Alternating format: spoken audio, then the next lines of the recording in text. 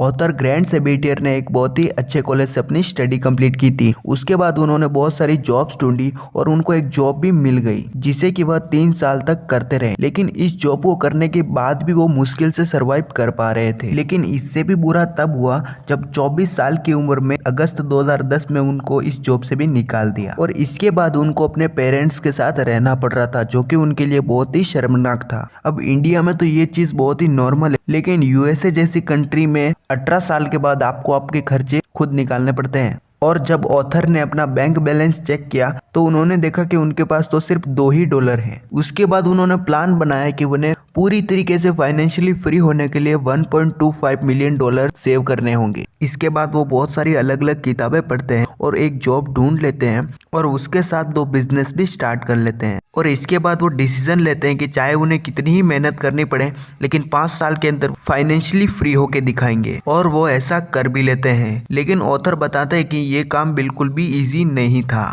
तो आज की वीडियो में मैं आपको उनकी ही बुक फाइनेंशियल फ्रीडम से 7 लेसन शेयर करने वाला हूं, जिससे कि आप 5 सालों के अंदर फाइनेंशियल फ्रीडम अचीव कर सकते हैं। तो चलिए वीडियो स्टार्ट करते हैं। तो ऑथर बताते हैं कि हमें फाइनेंशियली फ्री होने के लिए 7 फेजेस से गुजरना पड़ता है, जिसे कि हम 7 स्टेप में क्लियर कर सकते हैं। तो सबसे पहला फेज है क्लियरिटी, यानी कि आपको ये क्लियर होना चाहिए कि अभी आपकी फाइनेंशियल कंडीशन क्या है और आपको कहाँ पर पहुँचना है। इसके बाद दूसरा फेज आता है सेल्फ सफिशिएंसी। इस फेज में आप अपने महीने के एक्सपेंसेस खुद निकाल सकते हो और आपको किसी की भी हेल्प लेने की जरूरत नहीं पड़ती है। और इसके बाद तीसरी फेज आती है ब्रीदिंग रूम। इस फेज में आपको अपनी सैलरी पर डिपेंड नहीं रहना पड़ता है कि सैलरी आएगी तो ही मेरा काम चलेगा। तो ये है तीसरा फेज। इसके बाद आता है फोर्थ फेज, जो कि है स्टेबिलिटी। इस फेज में हम 6 महीने भी काम ना करें तो भी हमारा काम चल जाएगा। इस फेज में हमारे अगले 6 महीने के एक्सपेंसेस को कवर करने की सेविंग होती है। और इस फेज में हमारे सर पर कोई बड़ा लोन भी नहीं होता है,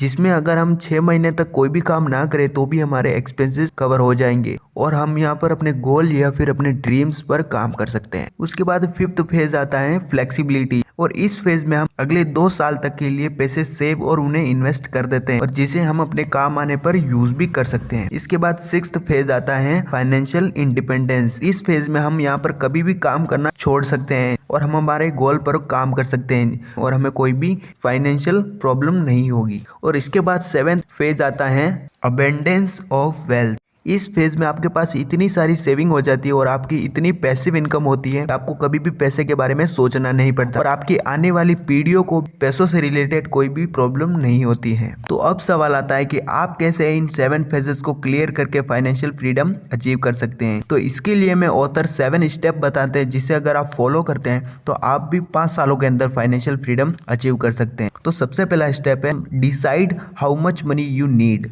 यानी कि आपको डिसाइड करना है कि आपको कितने पैसे सेव करने हैं जिससे कि आप पूरी तरीके से फाइनेंशियली फ्री हो सके। इसके लिए मैं आपको ऑथर का एग्जांपल देता हूं। जैसे कि ऑथर को पूरी तरीके से फाइनेंशियली फ्री होने के लिए $1 मिलियन सेव करने थे।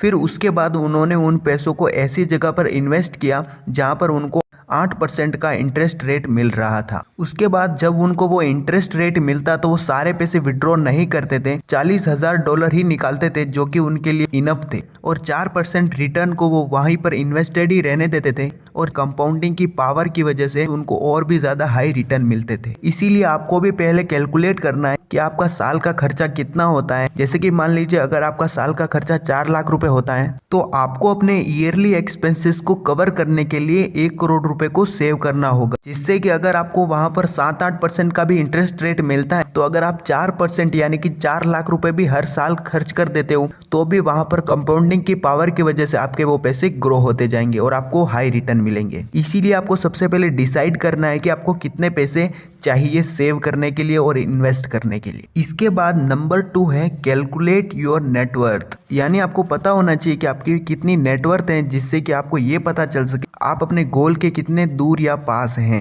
और नेटवर्थ को कैलकुलेट करने के लिए ऑथर हमें सिंपल सा फॉर्मूला बताते हैं कि आपके पास जितनी भी लाइबिलिटीज है उसको आप अपने एसेट से घटा दीजिए। जैसे घर का लोन, कार का लोन, EMI, ये सारे लाइबिलिटीज है और एसेट्स हैं बिजनेस या फिर रेंटल इनकम। तो आपको भी अपनी नेटवर्थ पता होनी चाहिए, जिससे कि आप ये पता लगा सके कि आप अपने गोल के कितने पास या फिर दूर है। इसके बाद तीसरा स्टेप है value of your time. Author कहते हैं कि आपको अपने टाइम की हर एक एक सेकंड की वैल्यू होनी चाहिए, क्योंकि अगर आप कितना ही पैसा कमा लो लेकिन आप अपने बीते हुए समय का एक सेकंड भी नहीं खरीद सकते हो। इसके लिए आपको अपने समय की वैल्यू होनी चाहिए। अगर आप कोई भी चीज खरीदते हो तो आपको देखना है कि मैं इस चीज के लिए जितने भी पैसे स्पेंड कर रहा हूँ उस पैसों को मैंने कितने समय देकर कमाया है, जिससे कि आपको अपने समय की एक्चुअल वैल्यू पता चलेगी। आपको उन्हीं चीजों को खरीदना है जो आपकी लाइफ में वैल्यू एड करे या फिर आपके लिए वर्थ हो। आपको कोई भी अननेसेसरी चीजें नहीं खरीदनी है। जैसे मान लीजिए आपकी पर मंथ सैलरी है 50,000 रुपए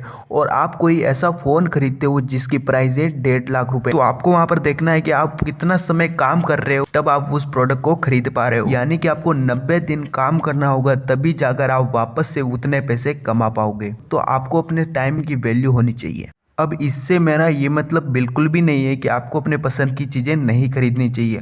आप बेशक खरीदो, लेकिन वो चीज़ें आपकी सैलरी की 20 या 30% प्राइस की होनी चाहिए, तभी आप फाइनेंशियल फ्रीडम अचीव कर पाएंगे। इसके बाद चौथा स्टेप है डू साइड हसल। यानी कि अगर आप कोई भी काम कर रहे हो तो उसके साथ आपको कोई भी साइड हसल करना है। एग्जाम्पल के लिए मान लीजिए अगर आप कोई काम करते हो जहाँ पर आपको 50,000 पर मंथ की सैलरी मिलती है, उस काम को खत्म करने के बाद जो समय बचता है उस पर अगर आप कोई भी साइड हसल शुरू करते हो और उसे कंसिस्टेंसी से करते रहते हो तो आप अपने मेन जॉब से भी ज्यादा पैसा कमा सकते हो। और साइड हसल के रूप में आप बहुत सारे काम कर सकते हो, जैसे कि यूट्यूब, ब्लॉगिंग, फ्रीलैंसिंग और भी बहुत कुछ। अब इसके बाद पांचवा स्टेप है इन्वेस्ट इंटेलिजेंटली। अब आप अपने जॉब के साथ कोई साइड हसल भी करते हो लेकिन अपने पैसे को सही जगह इन्वेस्ट नहीं करते हो तो आप फाइनेंशियली स्टेबल तो हो सकते हो लेकिन फाइनेंशियली फ्री नहीं हो सकते। इसलिए ऑथर हमें कहते हैं कि हमें फाइनेंशियली फ्री होने के लिए अपने पैसों को सही जगह इन्वेस्ट करना भी बहुत ही जरूरी है। और दुनिया के सबसे अमीर इन्वेस्टर जिन्होंने अपनी 99% नेटवर्थ इन्वेस्टिंग से की है, वो भी ये कहते हैं कि